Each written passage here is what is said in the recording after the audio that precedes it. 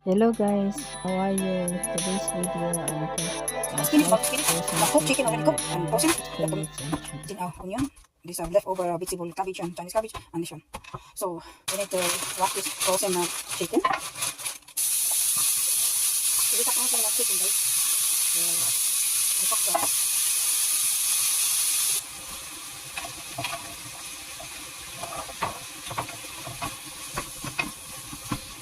and cabbage.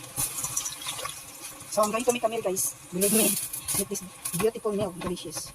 So I add 1 tablespoon of corn flour. So it's sticky and gravy.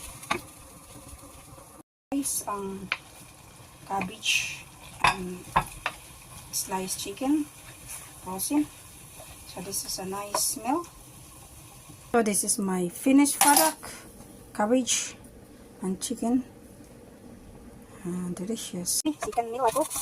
Just steamer this spinach and then I cook and cheese. Na kailangan i-adding water, guys. Just cover only to cook the steamers of this spinach. Ito na ko ilang in here I put and guys, it's put just water in salt.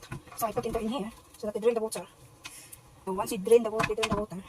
Here we are. Then I remove the water, guys. I put in here in the tray. I put grated cheese. Here we are. So melt it into the oven. Here we are, guys.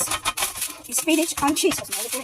Here we are, spinach and cheese. You can add in onion if you like. It's nice if you got onion. Try, guys, because this cheese is pre-lacto. So pre-lacto cheese. So okay, so this is delicious. Actually, spinach and cheese is delicious. First time I tried this. Yummy.